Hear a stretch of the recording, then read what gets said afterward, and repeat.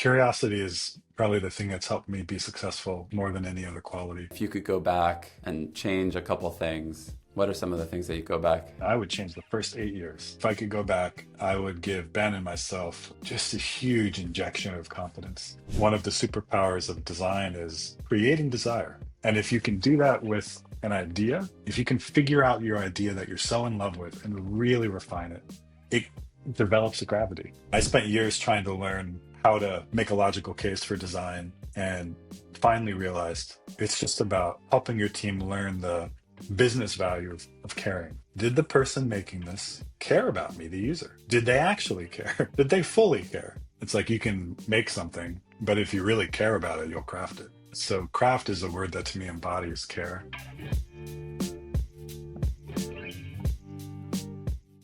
Evan, thank you so much for joining us. Hey, Ben. Good to see you. Yeah, man. A founder of a little company called Pinterest, now starting a new thing. So yeah, we talked a little bit about kind of the discussion we want to have. You and I have known each other now 16 years. 16 years. It's kind of wild when you think about that. And so this will be a little chance for us to go down memory lane a little bit and tell like multiple sides of that story. It's going to be fun. Yeah, yeah, I hope so. You know, I actually want to start kind of your background. There's a lot of different backgrounds that people have as designers. They're self-taught, people went to formal design school. You went to architecture school. And we're starting to see a little bit of that, but it is still like pretty rare that someone goes from architecture school to being a software designer. So just give us like a little bit of that path of like going from architecture school to being like, I think I want to build software actually instead of buildings. What if I back up even further? 'Cause I think it starts before that. Yeah, tell me. Picture yourself as a ninth grader or a 10th grader living in rural Pennsylvania before the internet, really. Yeah. In a house where you couldn't walk anywhere, nothing to do, nowhere to go. But I had a Macintosh computer in my room, an old one. Do you remember what it was? What kind of Mac? Yeah, Centrus 660 AV. Those were the non-Apple ones, right?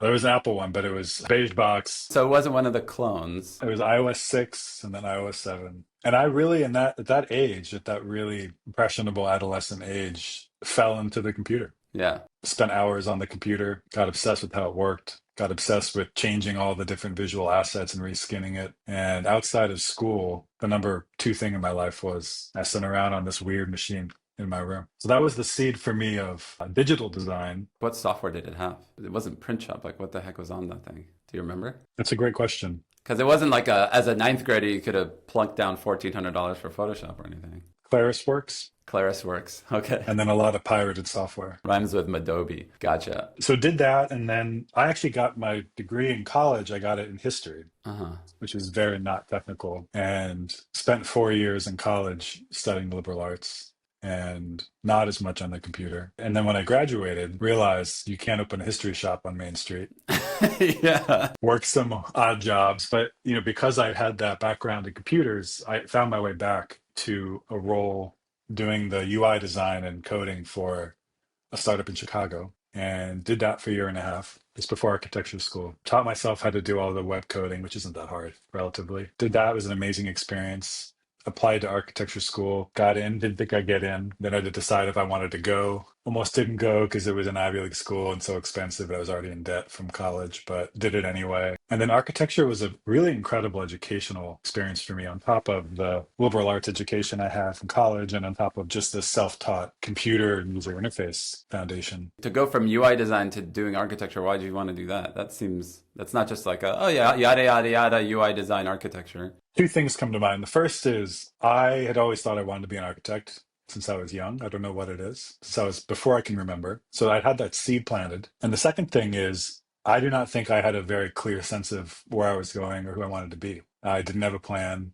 I wasn't taught to be worried about it. Yeah. I was taught to follow my curiosity and was pretty uncompromising about that, and made a series of pretty poor on paper financial and career decisions that ended up working out for me. It's not a path that I think I could package for anybody else or even necessarily recommend. Did you drop out of architecture school or finish it? I did, of course. How else can you start a tech company if you don't drop out from an Ivy League school, Ben? Dropping out is the new finishing. That's right. You went straight from architecture school dropout to come to work with us? Yeah, so architecture school, for me, was the first formal design education I ever had. Mm-hmm. And it was a revelation for me because it was so easy. I got really good grades. It was so fun. It was so natural. And looking back, that means, oh, you're good at that. You're wired for that. And whereas I studying history and reading all these books and writing all these papers, I've been able to do it, but it was never easy. Yeah, it feels like school. Yeah, it felt like a lot of work. Work, yes. Architecture school was more work. It was 6.5 days a week, but it was fun and creative and just a really amazing experience. But then I got an email from you in 2009 asking if I wanted a job because what I've been doing outside of architecture school was web code and web design just to make money to live in New York and kind of make it.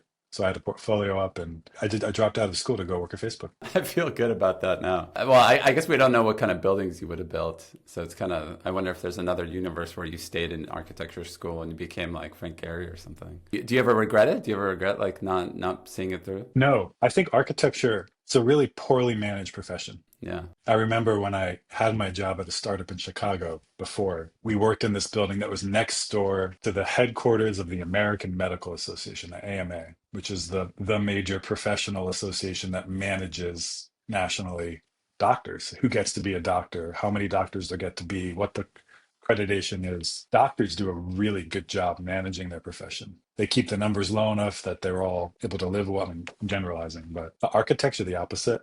It's a horribly managed profession. Most buildings aren't built by architects. And I feel like the profession abdicated its impact. I don't understand why. I haven't studied it. But I love architecture. I think it's incredible and I love architects. But as a collective and as a profession, it's a really difficult path if you don't have your own means and you want to impact the world. Gotcha. So you felt like it was a good shift. So if my memory serves me correctly, you came to Facebook and you already had Pinterest as like a side project. Yeah. Or did you just come in and say, hey, look, I want to be able to work on side projects while I'm here? No, what happened was I left architecture school in December and I started at Facebook in March. So I had 3 months off. And in that time, I built Pinterest. And in that time, I built a little $10 billion thing. It's just a website. Yeah, it's just a website. Yeah. Yeah, in architecture school, I'd built a version of it for the students. There was, we're designers. We're hungry for visual inspiration. We're building these buildings. We don't know how the hell a staircase works. And so all the time we're trying to 3D model and design and render these things. And we need to see visuals. And Columbia University, where I went, has this very famous architecture library of books with images and stuff in it. But it was like in the basement, never open. Architecture students work from like 2 p.m. to 7 a.m. and it would close at like 4. So we could never use it. All of us had thousands of images on our computer in folders that we'd saved that we didn't remember what they were, where they came from. So I built a little tool that was like, well, let's just visually bookmark the stuff and link back to it. And then you can make little collections. So I built a primitive version of it at school. And then when I left, my buddy Ben Silverman, who I knew had been doing a startup with his friend Paul around shopping and hadn't worked out. I think he was kind of feeling sad for a minute because he loves products and really wanted to build something. And what they built for 3 years didn't hit. It was interesting because I think the product that he tried to build with Paul before, the shopping app, it had like the perfect business model. And oh yeah, this is going to be a great hit and people are going to love it. But then people just didn't want to use it. And Pinterest, I think for him and for me, it was just something we wanted to use. It was very intrinsic. Yeah. And so the two of us built it with Paul and some others. And I didn't think of it as a job. I think they paid me $5,000 to design and code it. That was a good ROI on that. And then I went to work at Facebook. Yeah. Okay, so I guess Pinterest might not have happened had you not gone to architecture school. If you hadn't emailed me, Ben. That's right. Yeah. Okay, so you get the call from Facebook. This Pinterest thing is starting to be used. There's like the little elements of maybe this is a thing. What was the thinking of joining a company while this thing was starting to like be built? Yeah, I mean, it's confusing. It's like a tangle. So we don't have to untangle it. So here's what happened. It's just let it be a tangle. I left my architecture school to go work at Facebook. I had a few months off. I built Pinterest for fun with Ben. Right. It's a side project. Leave it as a side project. Side project, exactly. But then I needed money because I was in all the student loan debt. So go to work at Facebook. And I'm working at Facebook, which is great. I learned so much there. Pinterest was just this, I loved it. It was like this pride. I love working on it. It was so visual and simple and easy. And I coded the whole thing so I could just do whatever I wanted. And no one was using it at the time. So the first 9 months especially. So I would hack on it at night, sometimes on the weekends. But mostly I worked it on Facebook. And so Pinterest didn't actually change very much also for about 9 months. Mostly the same features. And Ben spent a lot of time trying to get an early set of users to adopt it while I was at Facebook. So you're at Facebook.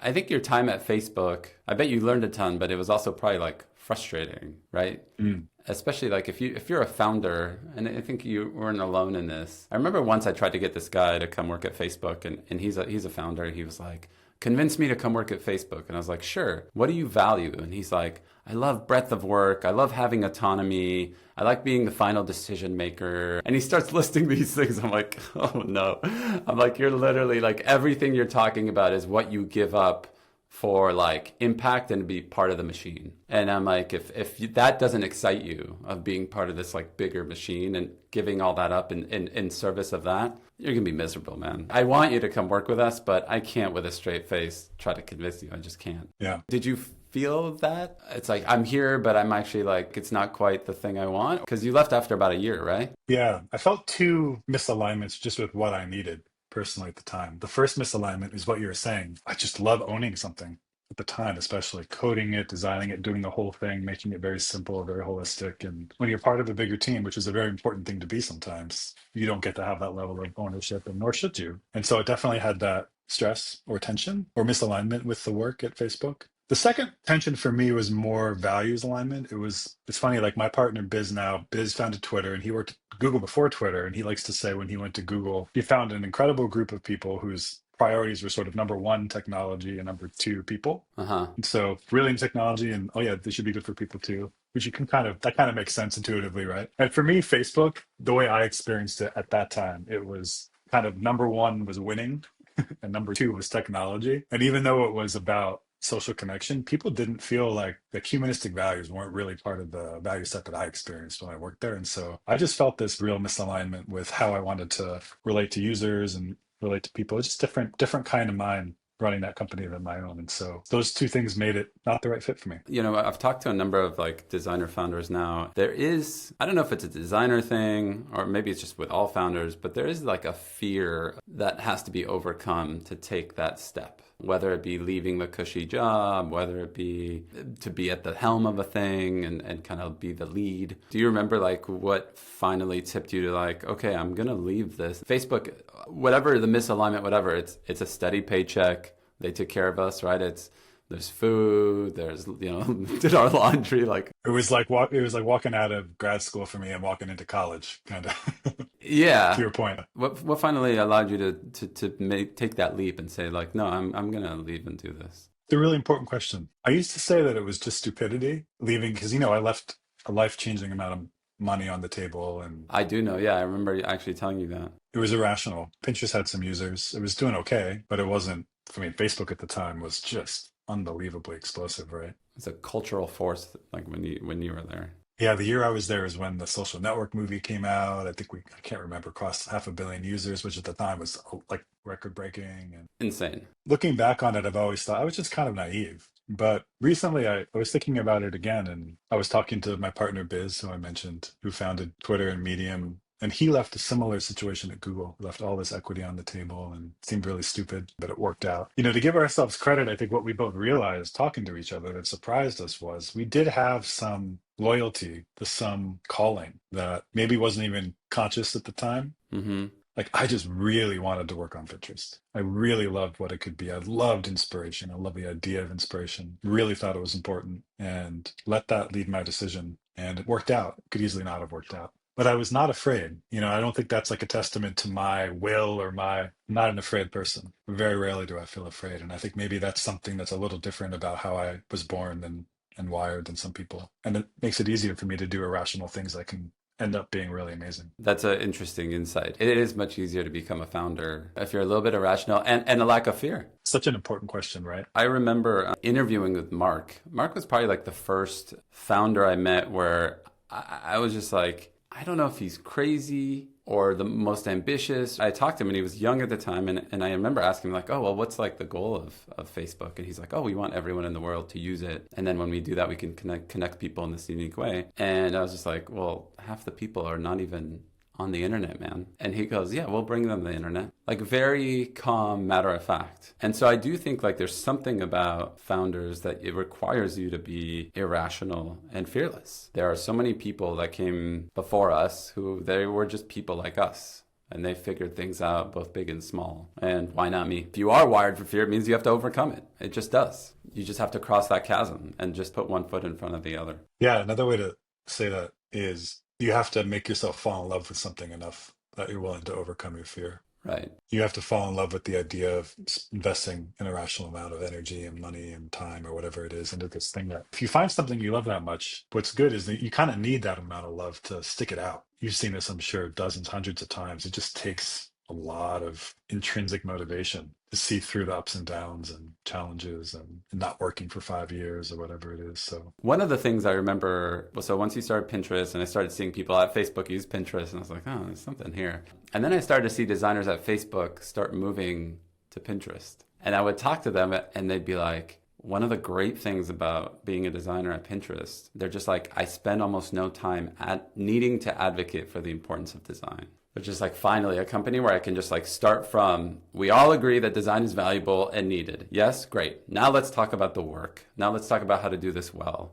And so it was very clear to me that you quickly built a reputation for being kind of like one of the most design-centric companies of our time. What do you think you did to kind of do that and do it at scale? I think Ben was the CEO. He was the other founder. The two of us ran that place. He really ran it, but I helped him a lot for over a decade and just really cared about the user experience and cared about the details, celebrated doing things a little bit irrationally too well, really enjoyed making things more delightful. And we also, did a ton of very traditional testing and A/B testing. And so that was difficult. It was difficult to mix those ways of knowing and learning about what you're building. It was difficult for our teams to do that. There's a rigor to that, right? Yeah, to do that rigorously. Testing your designs is great. I love to learn what works and what doesn't. And sometimes what the tests say isn't right. That doesn't mean you should do it just because it's something tested better, obviously. But I think really just about caring. He just really cared. And I see that with, let's say, like a Brian Chesky at Airbnb, right? Like he just cares about the user experience, exhibiting these caring qualities. Like you use a product, you can tell someone cared. Did the person making this care about me, the user? Did they actually care? Did they fully care? What part of me did they care for? What part of me did they not care for? And it's that simple. And I spent years trying to learn how to make a logical case for design and finally realized it's just about helping your team learn the business value of caring and figuring out how to structure it so that the team can make design centric decisions in a way that empowers them versus disempowers them. One of the issues with sort of design work often is that one or two people own the system in their head and really have to be the arbiters of taste. And that's very different than like a traditional optimizing a product. What's great about optimizing a product through A/B testing and numbers is thousands of people can contribute at once to the same thing. They don't need to meet each other. They don't need to see each other. I think we made a ton of mistakes, but that was, I think, ultimately what made it feel more design friendly than some other companies. If you could go back, are there like one or two big things where you're like, oh man, if I could go back and change a couple things, what are some of the things that you go back? Oh my God. I mean, I'm sure there's a bunch of nitty gritty, but what are some of the big ones? No, big one. I mean, I would change the first 8 years, 10 years. I mean, I think if I could go back, I would give Ben and myself just a huge injection of confidence and self-confidence that we know what we're doing, that our values are the right values, that we should just own them and not force ourselves to have to make cases for them. And that would actually empower our teams to do their best work in service of our users. That's the only thing I would do differently. Where did that manifest? Was that like in investor conversations or hiring conversations or product things? Where did you see that lack of confidence manifest most? It manifested everywhere, but I think when you grow a company and it starts blowing up like that, and you saw this at Facebook, which is a whole other level, you end up hiring these incredibly talented, intelligent leaders in from other companies, and then you have to manage them. And that's weird because you're like 27, you never managed anybody. I never even really worked for a manager much before in my life. And now I'm managing these like super accomplished VPs from Google or whatever. And it's a really strange situation to be in. And so on some level, there was just a real like self-awareness of, I don't know what I'm doing. I should not be managing this person. They should be managing the company. And at the same time, I understand the soul and spirit of this product and company and the values it manifests for our users at a level that these people probably just never will because they didn't give birth to it and they haven't been as invested in it. And so I think our self-awareness of the first, of just how little we knew about how to operate, really led to us discounting what we did know and fully owning that in a way that would have empowered people. And did you gain that? Was there any like way that you just became a better manager or better leader over those times, other than just like trial by fire? I mean, I'm still not sure I'm a good manager. I would say yes. I several times hired people in to run my teams and then basically fired myself. But then later had to go in and so I did that probably 3 times, maybe every team at the company at some point, which was also just an amazing education in the different parts of the company. And I'm so grateful for that experience of managing all these different functions at some time or another. And then the real breakthrough for me personally, when it came to my own self-confidence, came when I met Johnny Ive. So I met Johnny Ive, who was at the time the chief design officer at Apple, and I was at a real low point. Just like, what am I doing? Like, this company's great. I don't know. Like, I'm not. What am I adding? Look at that guy. He's like, he was in the military and ran a bunch of. And now he ran a bunch of. Now I'm barely even. Like, I worked for years as a designer at Facebook. I don't know anything about any of this stuff. But then when I met Johnny, which was pretty synchronistic, like it wasn't. It was amazing because at the time Apple was the most valuable company in the world, and here is a person who was wired a lot like me. I'm not Johnny. I don't have his talent.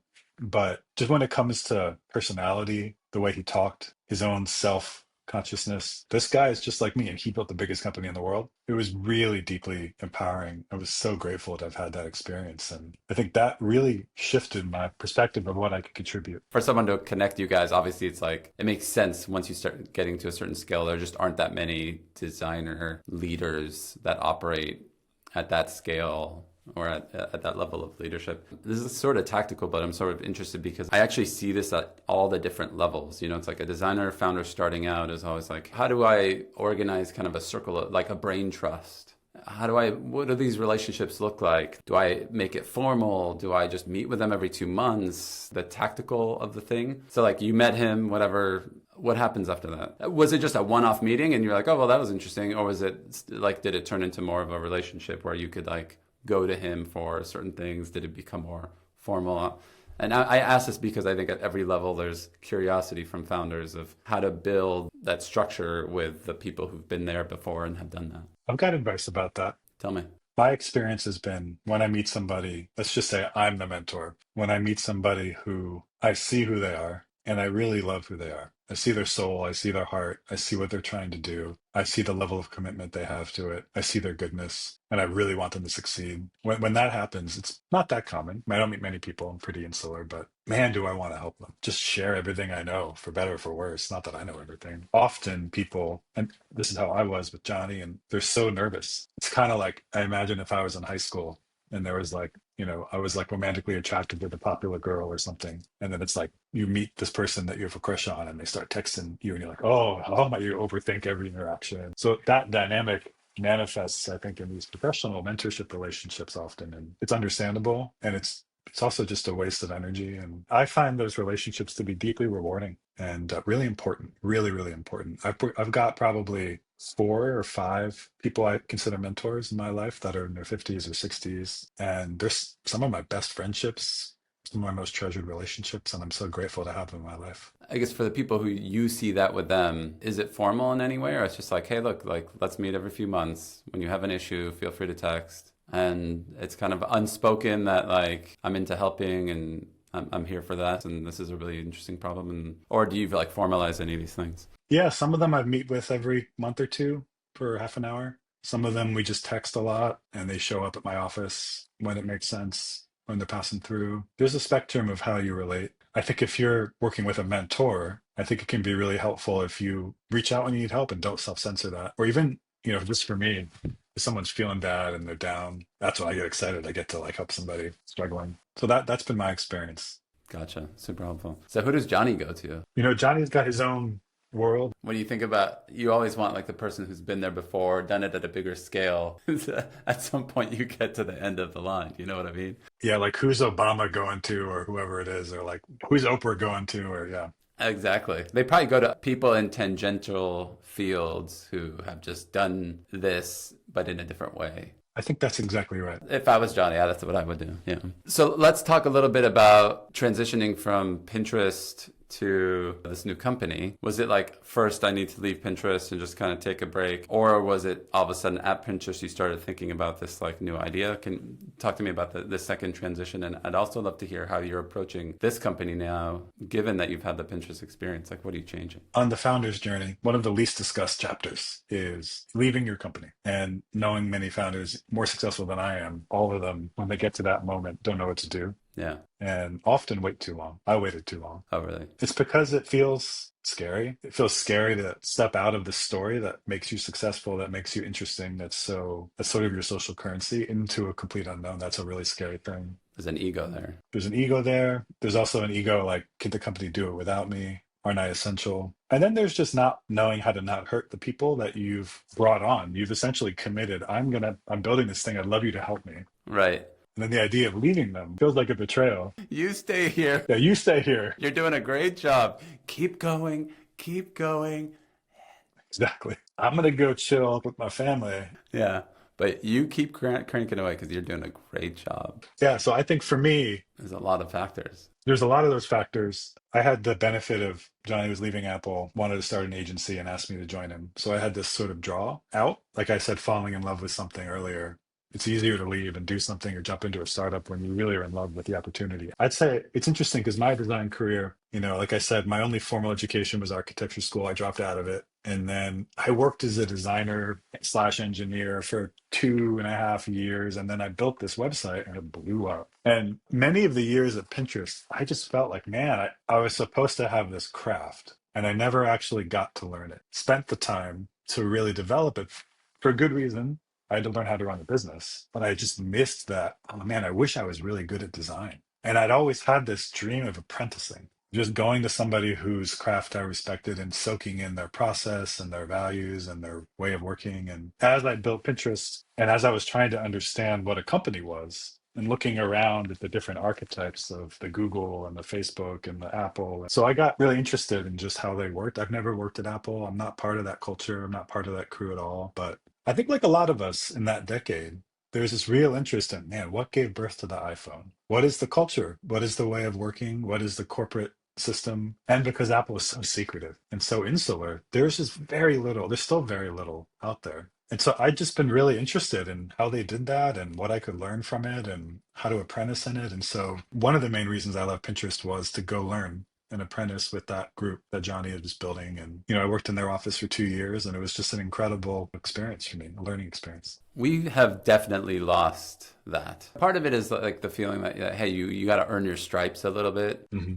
Design just used to require so much knowledge of craft that you almost had to do it that way. When that didn't exist, I remember when I started seeing like designers who were like 22, 23, like wanting to be like design director or senior designer. I'm like, I'm sorry, wait, what? You've been out of school 2 years and you think you're like a senior designer? Like, how did that happen exactly? I think more designers should be not just like open to, but actually like actively seeking it out. There's a lot to be gained by just being humble and soaking that in. Curiosity is probably the thing that's helped me be successful, whatever that means, more than any other quality. Just staying curious. And what is craft to me? Craft is just work with care. It's like you can make something, but if you really care about it, you'll craft it. So craft is a word that to me embodies care. It embodies the person doing the work, really caring about what they're doing enough to get good at it, caring about what they're doing enough that they actually learn all the details that allow the end product to sing in a way where it's been so tuned to itself and what it's supposed to do that it's simple and self-evident. Just care. It's always about care. 2 years with, the pseudo apprenticeship. What got you then to go from that to, did you start the West basically right out of this? Yeah, I mean, what I found with this little group I had the privilege of working amongst for 2 years was a group of people who put the product that they were building at the very top of everything they did, who cared more about the product being easy, beautiful, delightful than anything else, who organized the way they worked, the way they structured them, all around just caring about the product. And that was really inspiring. I'd had this 8-year long obsession that we haven't talked about yet, but this 8-year long obsession with psychology and spirituality and consciousness and the human mind, and really trying to understand what we fundamentally disrupted with the phone and social media, so that I could learn what's something that might help make that a little bit better. What could I build that might help address just some of the terrible devastation of the human mind and heart that we've wrought the last 15 years. And ultimately, I was so in love with the idea of trying to build some of those ideas that I decided to start something new and build a small team around it and see what we could do. And you and Biz, how did that, had you guys known each other from before? Or how did the working together there manifest? Yeah, so my partner with my new team is Biz Stone, who I mentioned, who has been founding social media companies since the late 90s. Met him around 2000. He started Zanga, which was this really interesting messaging service in the late 90s, and then worked at Google and Blogger, and then founded Twitter and founded Medium, and really designed them. Like actually designed Twitter, came with the idea with Jack, actually designed the logo, actually designed Medium. I met him about 2017, 16, 17, and we just really liked each other. We got breakfast once every few weeks, and he became a mentor. A couple years ago, we were hanging out and I was showing him some of the ideas that I've been working on that are now the focus of our work at Westco, this new company. He was just so interested in them and in this territory of our inner life and what we could build to help people have a stronger connection, not just to the news or not just to what's happening in the world, but also a strong connection to themselves. That just sort of fell together. It's a little bit like a snowball. You know, you meet once a month or something, and then you meet every 3 weeks, and then all of a sudden more people join the meetings, and then all of a sudden you've got a company. It's a beautiful way to start if you can do it, because it's so everyone opts in, everyone gets to fill everybody out, everyone tests the idea, and then when you do make the shift to formalizing the project, it feels celebratory and exciting and joyful, and has a lot less of the risk and fear that you might have if you were jumping into a cold relationship with someone you just met and so forth. So that's how we sort of fell into our new company. One of the superpowers of designers is kind of just like manifesting ideas. A number of founders recently have asked me, like, how do I get a co-founder? How do I find this person? And I think it's interesting that you're like, well, I showed him prototypes, right? So it's not like I sat him down and you're just like, imagine a world if. You're just like, hey, look, here's what it could be. It makes it so viscerally real. Like, we're not talking in hypotheticals. Like, you're holding it in your hand, man. And I just think that's such a superpower for designers to use, to hire, to find a co-founder, like all these things. And I think that's like a really overlooked skill when founding a company, is using that. Too many people, I think, are just like, they start with, I want to build a company, right? They start with that premise. And then they're like, let me go find a co-founder who also wants to build a company. And then we'll just like talk about a bunch of ideas and see if like there's an idea that we both want to build. And then, you know what I mean? It's like, it's a lot of like talking and not a lot of building. It's beautiful to hear you say that. It really drives home for me the power of design as a thing that can facilitate the beginning of a company. I completely agree. Designers, they draw. I mean, metaphor. I mean, they might build, but they visualize. They structure things. Most of us can't talk very well. The way I learned to do a lot of business stuff when I was building Pinterest, which came out of Facebook, which came out of Google, which came out of Amazon, it was sort of like, oh, you need to hire somebody. Go fill a funnel with 20 people, reach out to them all, meet them, find five. Like, it was this very assertive way of doing something, only to go find a co-founder. But I think one of the superpowers of design is creating desire. Yes. Literally. Like, I really want that. And if you can do that with an idea, if you can figure out your idea that you're so in love with and really refine it, not everyone does this, but this is something I like to do. It develops a gravity. And then when it's got a gravity, people start to show up out of nowhere to work on it because it has this draw, this pull. And what's beautiful about that way of finding a founder or finding someone to work with that you're missing is it's so easy. It's just so in a designer's power to sit down and say, I'm going to make this so much better, so much denser with interestingness and beauty, and that it's going to, like a planet, expand and pull in people. And so that sort of structure of way of working is very present in my mind, and a really powerful way of working that I don't think is common in tech. It's almost like, yeah, people being drawn to the idea of the thing, to being a founder, to the game, versus kind of start with building something and then see if it's even worthy of a company. Some things aren't. Some things just like, hey, I build this thing. It's a fun little thing. Like maybe it shouldn't be a company. And then if it is a company, maybe it should just be a small thing. Most startups are chasing market share of some kind of product that exists, right? And it's about speed and competitiveness and strategy and a wartime metaphor. Designers, there are a handful of engineers in the world who actually have a technical capability that allows them to invent something new, right? That could generate a completely new product category. Designers have that too. Yeah. There are so many products that have never been invented that could really help people. And if you can find that kind of idea, you get to build a very different kind of company. It's not just chasing some market share in some existing thing, it's creating new market share. And that's a very different kind of startup to fall into and much more rewarding for me, the way I'm wired. Yeah, it makes sense. This is a little bit of a strange question. Feel free to not answer it if you're not quite sure. But we talked about what you would go back and tell yourself, if you could go back to Evan in 2010 or 2012. What do you kind of hope 10 years from now that future Evan would say about what you're doing today? I think it's really simple. I think future me will have wanted me to have done my best to serve people and to treat everybody well along the journey and to have learned and to have been confident and to have built something I feel genuinely proud of and, to have done my best to bend this industry 1% in a better direction. That's a long checklist, but those are the aspirations that I hold. And I think they'll stand the test of time. We'll see. You do have much more of like a spiritual bend to your approach. Do you hope for that here? More of a spiritual or values-based approach to building companies? I've had a pretty profound spiritual awakening the last 8 years. And outside of my family and service, it's the most important thing in my life. One of the things that happens is when you realize how much we are of radiant love and care and just how beautiful and good reality is, it breaks your heart that most people don't get a taste of that. And because you went on a journey from not having a taste of that to, oh, that's what people mean when they say the word God, or, oh, that's what they mean when they say we're all one and made of love.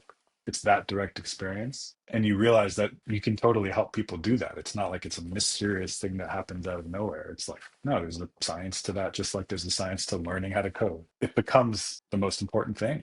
It's helping other people, wake up in their own way. One of the ways that manifested for me was a real interest in history. I mentioned I got a history degree, studied the past. When you study the past, you really get to zoom out in time, right? So most of the people I know in Silicon Valley are very sort of in a very zoomed in time scale. What they're operating from this year, the next 5 years. Everything's going to be better. When you really zoom out, when you get a history degree, you learn the science of how to do that, the historical method. You just have so much more context on what's happened and why. And you also start to realize how much we inherit from all the people who came before us, how much wisdom we inherit. A lot of that wisdom comes in through science, or it comes in through certain technologies, or it comes in through mentorship or parenting. But a lot of that wisdom was stored and transmitted by the world's great religions or spiritual traditions. That was actually kind of the way wisdom has been stored and disseminated the last several millennia. And more specifically in the United States, it was stored and disseminated through the technology of congregation. And congregation has really fallen apart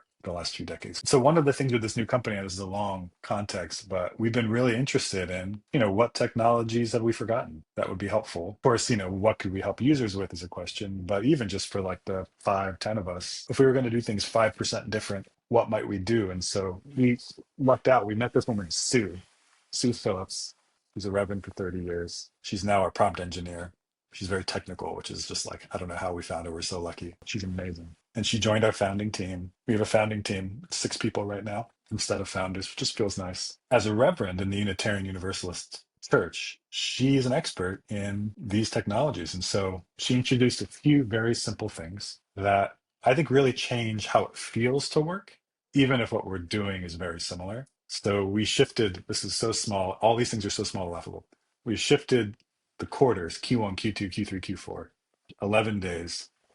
So now instead it's winter, spring, summer, fall. And we plan our roadmaps around the seasons. And we just try and think in the seasonal energy. And doing that radically shifts our minds and hearts. All of a sudden we're part of something, this much larger world and change happening around us. We're working within that rather than sort of having these structures in time that are completely disconnected from that. Second thing we do is this founding team did what's called a covenant, which is an old, very common spiritual tradition. But we spent maybe 6 hours over several months just talking about our shared commitment to one another as a founding team and documenting it. And once every 2 weeks, we spend 1 hour, we light a candle, we have the simplest little ritual. we read the covenant, and we talk about how it's going. And it's just an incredible way to reconnect with each other, to have this little sanctuary in time. The third thing we did, Sue introduced the idea of small groups. In her perspective, coming together in small groups is the most common technology in all the religions or traditions. So everyone in our company, there's only like 12 of us. So there's two small groups, meet every other week for an hour. And the prompts for that time are the simplest thing you've ever heard. It's sort of like, what's one thing you're learning in your life relevant to work, so forth. And people just really share. And having this little touch point in work that's about a bigger picture is so filling. And the fourth thing we do, and this is my favorite one, we have a little table when you walk inside. It's our ancestor table. We bought a bunch of cheap frames off of Etsy. Everyone who works at our company adds however many people they want. It could be an ancestor, like a grandparent or parent. It could be a hero. It doesn't matter. There's probably like 30 faces. I have Enrique on there now. And every morning, the first person in just lights a candle, and then the last person puts it out. But it's just this very physical reminder of the great inheritance we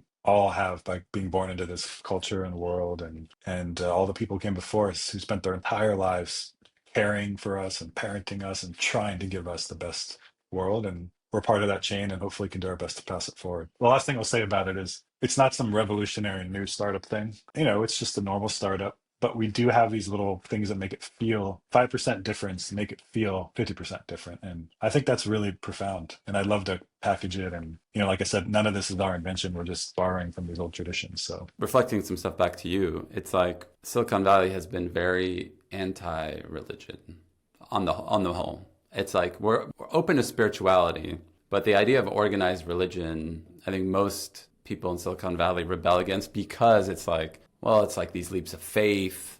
You can't, it's not science-based. It's not math. It's like everyone's an engineer, and like they're like, if I can't touch it, or if it's not 2 + 2 + 4, then we're just like off in la la land, right? We believe what we can see, touch, and calculate. And the reality is that actually, like, religion as a playbook, in many religions, like the playbooks have been around for centuries. Judaism, 2,000 years, like these things. Millennia. Yeah.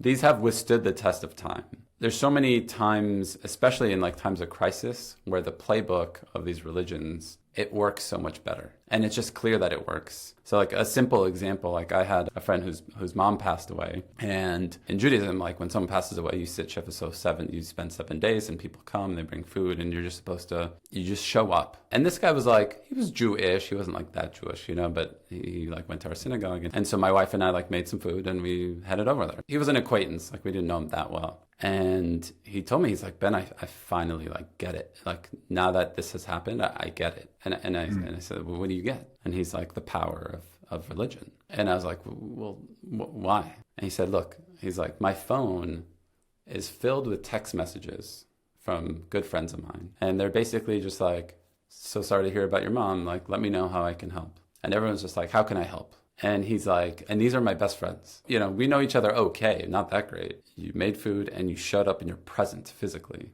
Dozens of other people in the synagogue, like, they've just shown up. They're present. And he's like, and that's what I need. What I don't need is to describe that need to dozens of people and close friends. What I need for them is to just come and be present. And that's just like one of thousands of like playbooks or tactics, whatever you want to call them, that have been honed over millennia to create connective tissue, to give you a sense of being part of this greater whole. And you add them all up, and it becomes like a really powerful way of connecting with people, creating meaning in work, of persevering. How many religions, like they just persevere, they've been persecuting forever, they persecute each other, and yet they persevere because it's like they all have this thing of believing of we're part of this really important thing, this group of people, and we must persevere. The ideas must persevere. The values must persevere, right? And it gets people through these extraordinary circumstances. And it almost seems super dumb to not look at that and at least say, what of that should we bring? Because companies are the best companies. I mean, you were at Facebook early on. Like, people are like, man, it kind of sounds like a cult. And it's like, there are definitely like elements. We had shared language, we had shared ritual, we had a way we dressed, We had who's in and who's not. You start looking at like what are the attributes of a cult, and early Facebook definitely like had a lot, checked a lot of the boxes. But which is also why it created so much meaning. The 24/7 culture of building, people wanted to do that because they knew how important it was. It kind of makes you say that like, why wouldn't you, if you want to do your best work, if you want people to get meaning out of that work, like why wouldn't you draw from that instead of just like look down on it and see it as a less than? Why wouldn't you come at it with curiosity? And even just those few things that you said, instead of Q1, Q2, Q3, who created Q1, Q2, Q3, Q4 is they manifested from the seasons. Like, why isn't it just split into 2 months? It's because of the seasons. Once you've abstracted away the seasons, then all of a sudden it kind of it feels like a financial separation.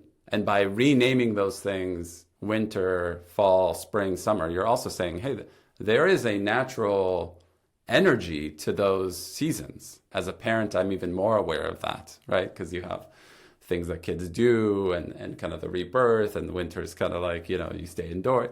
And so if you're running a company that is a collective of humans, the seasons absolutely matter in terms of human behavior, human psychology, and to just say like, well, we're just going to operate the same way every quarter doesn't make sense. It makes a ton of sense to me to be like, okay, these are seasons. It's called by the seasons. And how should that manifest in the work, in the interactions, all that stuff? I think there's like a lot there. And I just haven't heard anything around running companies this way. So anyway, I'm excited to see like where you go with it, how you package it, and how we can start like getting some of this stuff out there. 3 quick layers to this for me. One is time itself, which I've been working on and studying very formally. When you study time, and especially timekeeping and systems of time, you just realize that the last 100, 200 years, we've lived in a very particular kind of timekeeping system coming out of the Industrial Revolution that's oriented towards productivity. And it's gotten us really far. And the way we became more productive was by disconnecting from the greater symphony of reality and the cycles of reality and saying, you know what, I don't care about those. I'm just going to work. It's not going to be spring. It's going to be Q2. It's not going to be afternoon. It's going to be 2:45 to 3:15. It's a really, really way to drive efficiency and effectiveness and productivity. And that's great. And now we're entering a time where, to me, if we don't remember that the point of life is to be in synchrony, we have a real risk of pushing the planet to a really terrifying place. I say that with humility, but this is true. So it's sort of like time to cast off that spell of the Industrial Revolution and reintegrate an older way of working. The second layer of this is more tactical, more tangible, which is this whole company I started. It really, in some ways, was influenced by a project we did 8 years ago where we built a spreadsheet of about 800 practices from all these different spiritual and cultural traditions from around the world, sort of broke them into constituent technologies of being, belonging, and becoming. If you'd like, I can share that. You guys can put it in the link. It's just an inspiring use of a spreadsheet. It's got lots of problems. The attribution's not great. The quality's mixed. We never did anything with it. But I think just the artifact is its own sort of transmission. Beautiful. So, and then the last thing I try to ask people, are there any books or articles or movies or anything in the last, call it 1 to 2 months, that you've read or watched that has really helped shape the journey you're on and influence your thinking around some of these topics? I haven't read a book in 2 months. I have a book I'm trying to read. Which one? It's called The Phenomenon of Man. It's a famous book by a French philosopher monk from the 20s and 30s. Very, very, very famous book. Really amazing. And yeah, I've been on a pretty low media diet, but not because I'm against it. It's just when I've been. Yeah. Not where I am, but when I am. Yeah. This has been extraordinary. So thank you so much for taking the time. Thank you, Ben. Really appreciate it. I'm excited to see where Westco goes. I'm excited to see where you go on all the endeavors. And yeah, I'm just grateful for your time, and thank you for sharing today. Ben, I'm grateful for your leadership in the industry and with the designers. You are doing something that's really important. And if you weren't doing it, nobody would be doing it. So thank you for your leadership. Appreciate it. Thanks, sir. Yeah.